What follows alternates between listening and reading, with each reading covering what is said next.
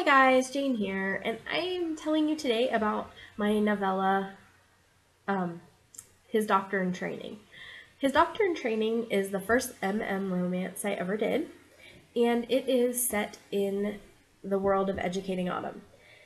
And Educating Autumn, if you haven't read it, there is a huge time gap of 4 years between part one and part two.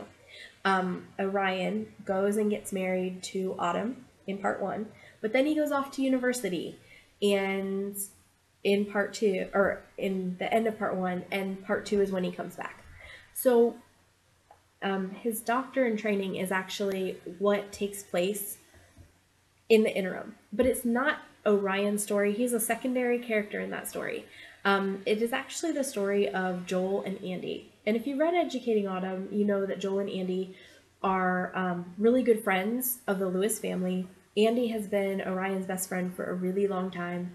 And when he was away at college, he meets Joel and they move in together in Cat's Eye Valley and set up the shop as doctors. And people think it's really weird to have two boy doctors living together, but they don't really know that Andy and Joel are a couple. The readers of Educating Autumn do, because Autumn and the Lewis family, of course, know.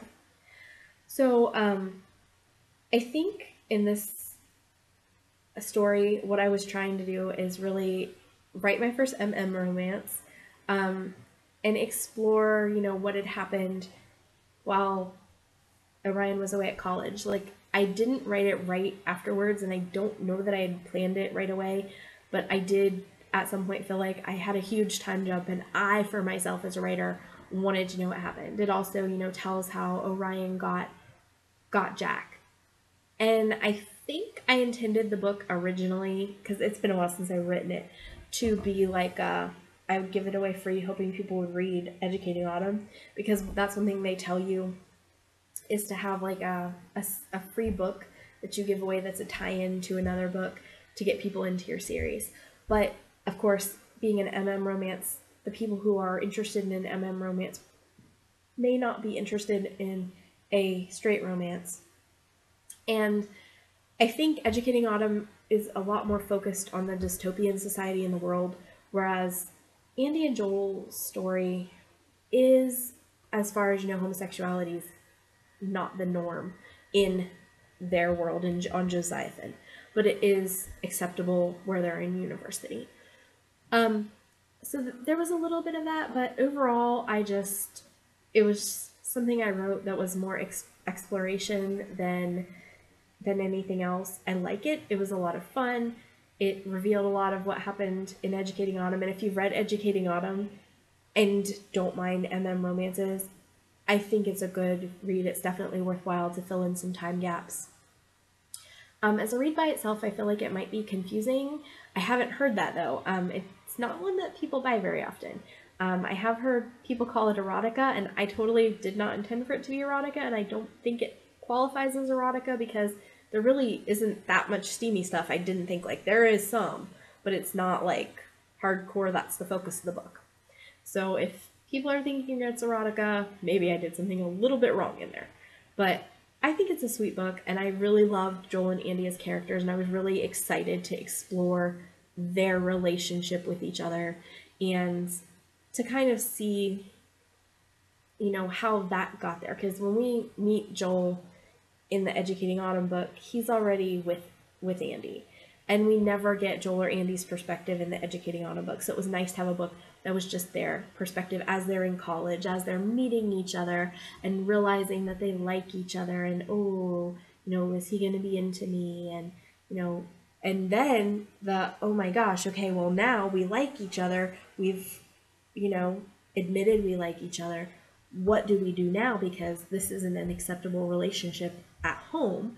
Do we stay at the university or the country that Rateau is how I intended it to be pronounced, but everybody around me kept calling it Rateau's, and so like half the time I say it that way. So do we stay in the country where our university is, where homosexuality is accepted, or do we move back to the third world country, basically, of Josiathan, because that's where we can do the greater good, because that's where we can heal the most people? And so they end up giving up their ability to live like out in the open. They have to keep their romance a secret once they get back to Josiathan for, being able to heal the people who really need doctors and not just being doctors in a place that has a lot of doctors. It would almost be, if you know about my Educating Autumn series, it was kind of inspired a little bit by Afghanistan under the Taliban.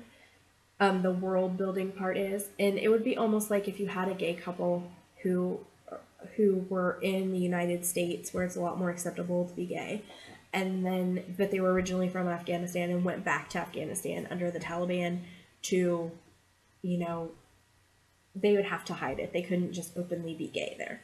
As far as I understand, I'm no expert in history, but that was my understanding. And anyway, that was kind of the setup I was using. It was something that was forbidden on Josiathan, but they choose to go back there because they need doctors. They need, medicine. They need all this other stuff that they don't have adequately available to them on Josiathan, whereas you've got all your scientists and doctors that you need on Retromes because science is a thing and everybody's educated, so it's just a lot different.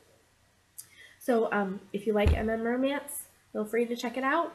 I definitely would say if it's better to read Educating Autumn first, though. It is available in audiobook and ebook, but it is not available in paperback. This one, His Doctor in Training. Got too many doctor stories, so I had to think about the name.